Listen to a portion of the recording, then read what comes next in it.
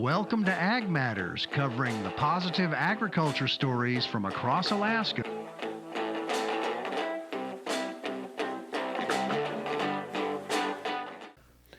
Hello, everybody. You're listening to Ag Matters. I'm your host, Ken Hoffman. I'm a farmer out in Palmer. The farm's name is Matsu Microgreens. We specialize in gourmet vegetables, and we grow them year-round, even now in the wintertime. And I'm also the executive director of the Alaska Farm Bureau. So if you want to become a commercial farmer, take your gardening up to the next level, reach out to me. You can email me at khoffman@alaskafb.org, or you can visit our website. So thank you. Well, we have somebody in the studio today. We have Rob Brown with Big Dipper Ice Cream. I'm so excited for this interview. So, Rob, thanks for joining us. Thank you for the invite. Excited to talk with you. Awesome. Alrighty. I'm sure most of our listeners have eaten your ice cream. I mean, it's so good. And you're in Palmer, Scylla, now you're in Lazy Mountain. But if you wouldn't mind just telling us some of the history of how did you get into ice cream? How did you and Lisa come up with Big Dipper Ice Cream and start the business? So take it away. Wow, great. A lot to unpack here, so I'll give you the high-level version for now, then you can ask follow-ups. How's that Perfect. sound? All right. So I've always had some desire to have a small business, never knew what I wanted to do. I had an engineering degree working here in Alaska for the last 15, 20 years, doing some different things. But it was one of those things where I'm still trying to figure out what it is would be something fun that we could do together as a family, but something that really had purpose and meaning. And then one day it kind of hit me that an ice cream business would be amazing. My wife had made ice cream for my birthday. This was probably the summer of 2019. My birthday's in July. She made German chocolate ice cream because German chocolate cake's normally my favorite cake. At that point, I'm like, you know what? That's what we need to do. We should start an ice cream business. And she says, no way. So I don't want to even think about it. The kids are young, or still in high school and in middle school at the time. And so she basically got the idea down almost instantly. But for the next year or so, I was working in Fairbanks, and I'd be going to Fairbanks about once a week and spend a couple of days there. So I spent a lot of time working on business plans and reaching videos and just figuring out how would something like this go. I just felt that this is something that would be so awesome, not only for our family to do together, but also something that's really needed for the valley, because we raised kids here.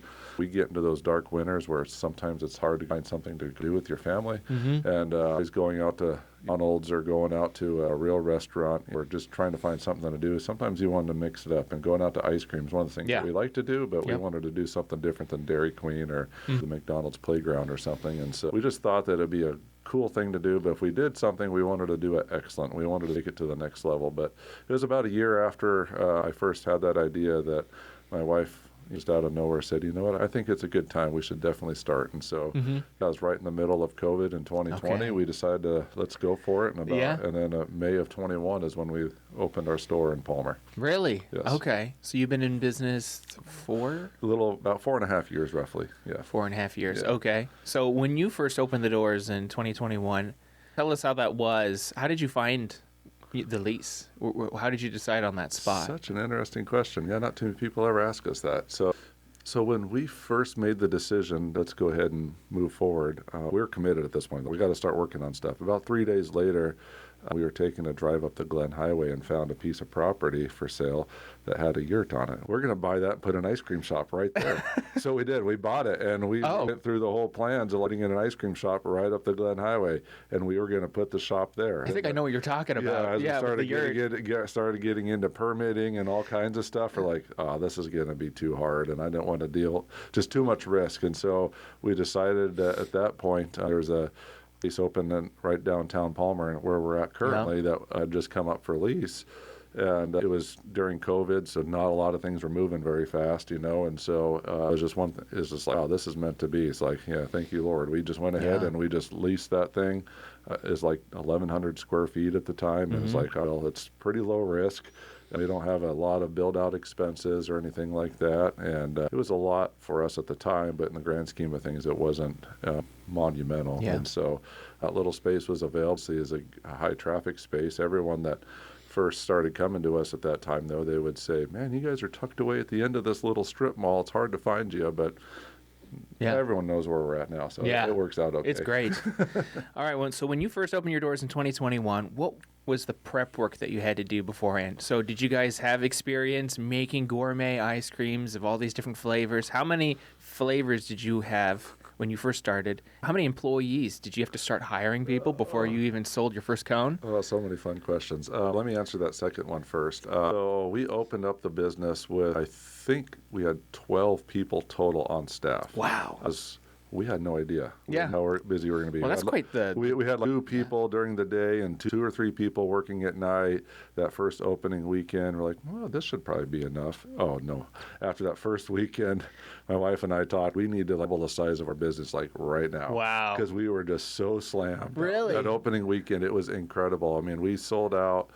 We opened Memorial Day weekend, and that Friday, we were sold out by like 7 or 8 p.m. And then I stayed there basically from about 6 p.m. until about 8 a.m. the next morning making ice cream so we could open up that Saturday. Yeah. And You were still working full time. yeah, we're still working full time. So I went in after work to do that, stayed all night, Friday, Saturday, and I stayed. Then we sold out again that Saturday by like early afternoon, and then we were shut down Sunday. Opened up on Monday, Memorial Day weekend, and then sold out again. I'm like, oh my goodness. Oh, wow. And so, yeah, it was a really quick growth. Like, hey, we need to light some more people in the kitchen to help. We need to get some more people up front. And so my wife just started asking every teenager she knew to see if she wanted a job. And so it was a lot of fun. I mean, fortunately, my sons had a lot of friends that were interested in working, so we were able to put a lot of teenagers to work right quick. What was your first question there? How many flavors did you start with? Okay, so I think our opening flavor board, we might have 10 or 12 flavors, and those are flavors that we had been working on at our house for a good probably 4 to 6 months, even on just kind of perfecting and playing with. The idea that we wanted to grow our flavor profile in time, but I mean, it takes a lot of time to really get a flavor the way you want it. And then until you have the right size of machine, all the machines generally do the same kind of thing, but they also fix things differently, even though they kind of generally do the same thing. And so the flavor profile will change occasionally. Going from the little tiny Cuisinart thing that everyone has at their house to an entry-level model that we started with, there was a difference, and we had to tweak the recipes a little bit. Yeah. But I think to date now, we're probably pushing close to 70 flavors that we've 70 made. flavors. Yeah, and so we'll probably launch another 5 to 10 next year. We're continually trying. We have so many ideas. People are always giving us ideas. Yeah. It takes time to really hone in what you want to do. Okay, and then how many employees do you have now? This summer, we got up to about 5 people. Yeah, adding that location on the Old Glen there at the Lazy Mountain area. We had to bring on a bunch more people. As the summer winds down, kids go off to college, that sort of thing, and get busy with school and sports. So our business also slows down too. I didn't look before I came, but I'm guessing we're down to 27 or so people, 27 to 30, somewhere in there. So full of people in the kitchen, year round, and then if it works up front, there's some of them that will take off for the winter. And then we always I look forward to seeing you in February, March is when we start hiring everyone back. Yeah. Okay. And your business is very seasonal. Incredibly seasonal. Yeah. It's almost like being a farmer. That's right. That's what I was saying. So we only met like 2 weeks ago or something, but we hit it off right away. And I was telling you, your business model sounds like a farmer's business, where you having all of your sales in the summertime, and then you're just trying to plan and experiment during the wintertime and kind of take it easy. Yeah. I mean, if you were to make decisions based solely on profitability, there's no reason for us to be open from about October through March. Yeah. But at the same time, we have an employee base we want to honor and keep together. We have a customer base that we built the business around giving people the opportunity to get out of the house in the wintertime. We actually have a flavor that we're actually bringing back today, actually called cabin fever, for that very reason that you sometimes just get cabin fever and you just want to get out of the house and go do something. And what better place to go and have a little ice cream cone or something like that and hang out for an hour. So our business quadruples at least in the summertime, and so we make it through the summer and then try to hold on to the reserves to get us through the winter. So that's kind of where we're at right now. Excellent. Yeah. All right, you're listening to Ag Matters. This is Ken talking to Rob Brown with Big Dipper Ice Cream, and now I kind of want to change the focus. Since this is Ag Matters, we want to talk about Alaska agriculture and local products. If you could tell us some of the flavors that you have on your flavor board that utilize locally Alaska-grown products, and maybe just like some of those. Absolutely. Good. I'm glad you asked me that question. I would say our most popular flavor, when you look at the number of batches we make per year per flavor, our fireweed and honey is by far. Really? Yes. We sell a decent amount in our shops, but we also have a big wholesale presence, and that's what all the wholesale customers want. They want to carry the fireweed and honey because when tourists come here, they're looking at that, and for some reason, they all know about the fireweed and honey in Alaska, and they all go for it. So we're really proud about the fact that we sourced honey from Tattletale Honey, and Jeremiah's a great guy. Hopefully, he listens to this. Yeah, you love Jeremiah. Yeah, he's a good dude. So he's done a great job. It's been actually fun seeing him scale his business alongside ours the last couple of years as we're like, hey, man, we need more. And he keeps going after it. And so I tell everybody he's one of the greatest beekeepers here in Alaska that I know. I mean, his operation is beautiful. Yeah, and his honey's fantastic. And so anyways, he's been fun to work with. But yeah, fireweed and honey is primarily our number one local flavor. We have a number of others, and we actually use Tattletale Honey and a handful of other flavors. But with the fireweed and honey, do you use fireweed or is it fireweed honey that you're using? His honey is a fireweed honey, but it's also a fireweed as well. So okay, so where do you guys get the fireweed? the fireweed comes from the Wildberry products. Okay. Yep. So they help us source that. But yeah, it's really fireweed tea that we have that we put right into our mixture, and then we add the local honey to that to help sweeten it up. But yeah, it comes out to a great flavor. Alaska Wildberry is another flavor. It's forest berries that are all hand-picked here, either in the valley or up in Denali area, and then with a lingonberry jam swirl through there. And so that's a really popular one. That's probably our second most popular during the summertime. We're also proud of our relationship with Alaska Wild Harvest. They do all the birch syrup up in Talkeetna. And so we have birch brittle ice cream, which I absolutely love birch caramels. It's like one of my most favorite things of all time. Yeah. So we struck up a relationship probably almost right after we opened, about 4 years ago, 3.5 years ago, and we've been working with them. And we've been making this birch brittle ice cream for a couple of years now. So birch has a different, more of a molasses taste. It's definitely not like maple. So I'm sure most of your listeners that have been in Alaska for any time have had birch syrup. But it's definitely got a different flavor profile. I really like it. They also make for us a birch toffee. Okay. And so it's got little toffee pieces in there. Oh, yeah. The actual birch ice cream. And so that's one that we really like to highlight. We also use those birch pieces in our Colony Caramel Crunch, too. Okay. It's a caramel ice cream with those little birch pieces in there. And so those are probably our top 4 most popular, I would say. I'm trying to think. But yeah, we have a handful of others. Like I said, we use Tattletale Honey and a handful of other flavors, like our Heavenly Vanilla. We'll put some honey in there. Then we have a Don't Worry Be Happy, which is a bee ice cream, honey ice cream. Yeah. It's got bees on the menu, but it's a honey ice cream with little honeycomb pieces. Oh, really? Yeah, that we use, and it's got a little cayenne pepper in there, so cool. So it has a little after kick. Yeah. I know I'm forgetting a few, and so I'm sure my head ice cream chef Seth listens to this, which I know he's a loyal listener. He's going to correct me. Okay. I know I'm forgetting some. I might remind you later here, but I wrote them down. But my apologies to anybody that knows that we have other flavors in there. Are there any potential flavors that you guys would develop if you knew there was a local product? Yes. I mean, getting supply of stuff is difficult. You told me before, how much wild berry jam and jelly do you go through? Well, just for blueberries alone this year, we'll go through well over 1,000 pounds of just blueberries. Of wild harvested blueberries. Yes, and that's just for one flavor. And so it's pretty incredible.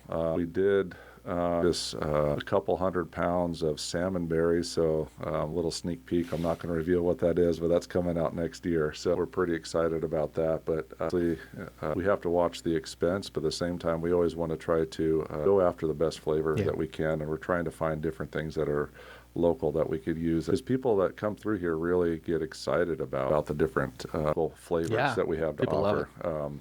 One flavor I forgot to mention is that we have a handful of flavors that have a berry jam swirl that's using Alaskan raspberries. Yeah, so we find that in a handful of different flavors. But anyways, to answer your question, yes, there are a lot of things that we would do. And so we're always kind of on the lookout. We've actually been in contact and are using sea salt from the sea salt company down in Homer. And so there's some other different food vendors and there's around the state that we've been in touch with and working working with, trying to figure out how to utilize their ingredients. So it's a constant work to like not only use the raw ingredients like a berry, but also try to use things that other people are making with Alaskan ingredients, you know, stuff that we don't necessarily specialize in, but stuff that we find interesting. So I'm going to throw out some potential ideas. Okay, go for it. Because I'm a huge fan of Alaska-grown carrots. They're sweet. Have you guys done anything with Alaska-grown carrots? Yeah, see, this is another one. Yeah, All right. Thank you. Yeah, we use Rempel to make carrot cake ice cream. Okay. And so that happens around Easter every year. And so it's one of our most involved flavors because we take and we peel the carrots, then we bread them up, we boil them, put in a bunch of spices, blend them up, and then basically make carrot cake without making it into a cake. We just take the carrots themselves and put them right into the cream mixture that we make up, and then put them homemade in there too. Yeah. But yes, the carrots are a fantastic flavor.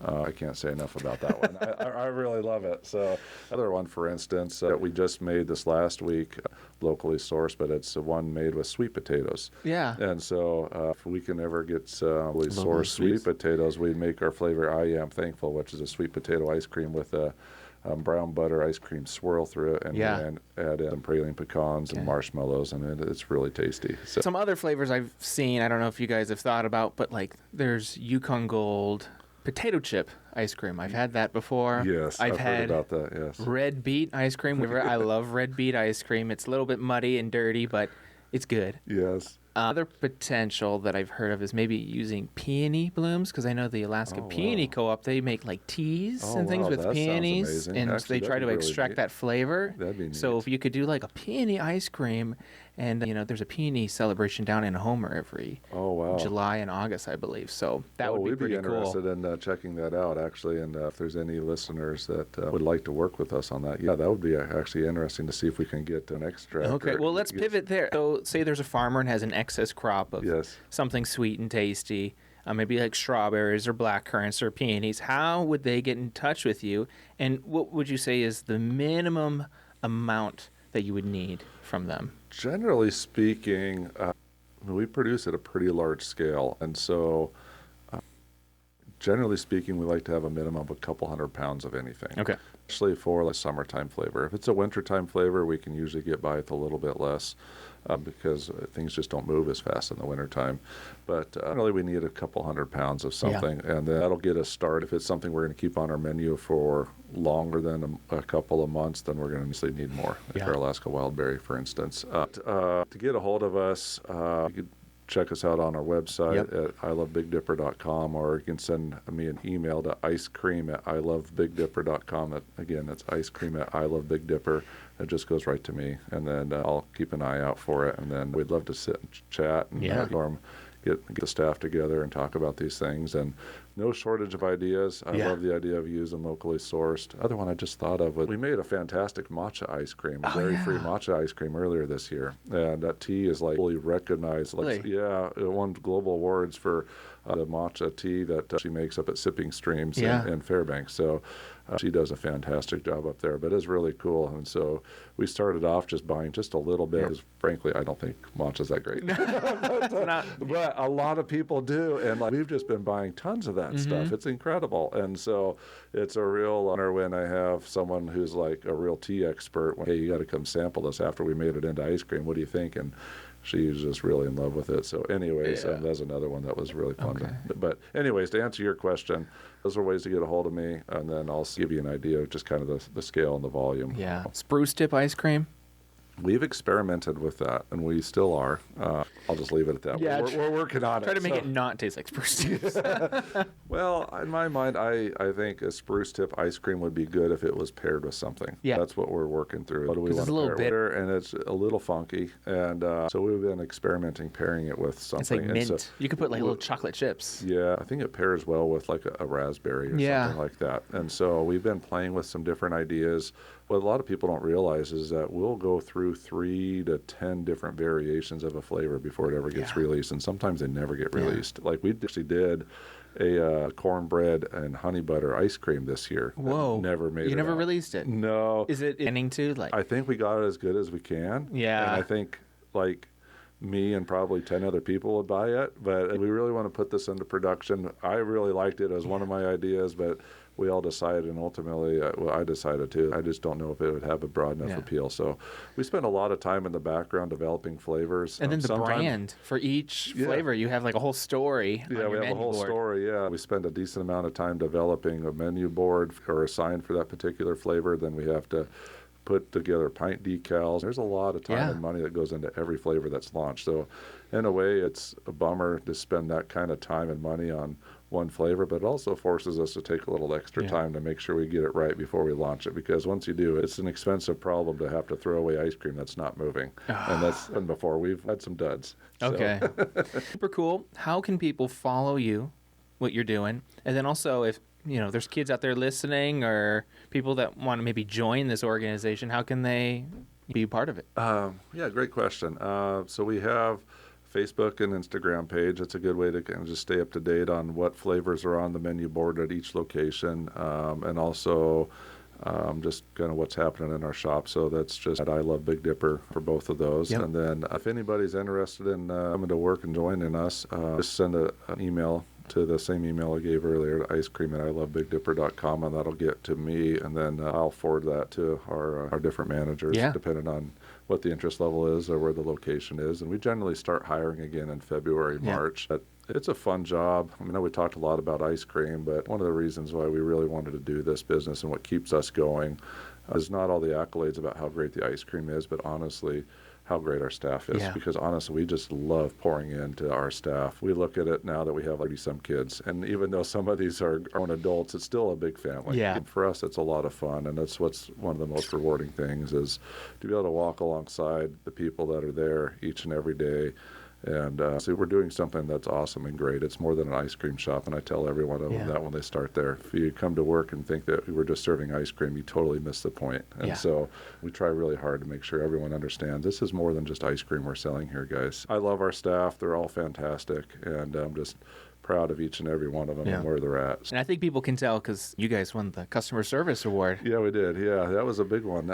We've won the best ice cream and the best dessert award for the last, 3 or 4 years now, something like that. But and that's awesome. I really appreciate all the votes for that. But the best customer service is something that we work really hard on all the time. And what's interesting is, like, I don't announce this to the crew or anything, so I don't think anybody's in their spam spitting. I know I did it. And so I think it's really cool that the customer base out there went on and just did it. I think they realize that we're trying pretty hard to that everyone has value when they come in, then treat them with respect. It doesn't mean that we're perfect, and we'll own up to that when we miss it. And there are times when we miss it. And it's a good learning experience. But, the fact that most of the kids that are working up front are under the age of 18, it's pretty awesome to see how well they do hitting the general public that come in there. I'm really proud of them, and I can't say enough. But even the adults that work there that are working alongside me and Lisa, really incredible, because they're really bought into what we're doing, which is fun.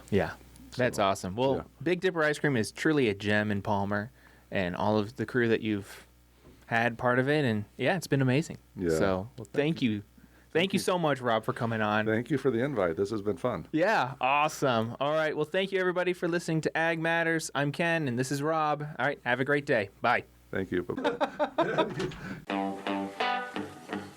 You've been listening to Ag Matters, covering positive agriculture stories from across Alaska. Ag Matters is a production of Radio Free Palmer, recorded at our studios in Palmer, Alaska. For more information about this program, email manager@radiofreepalmer.org.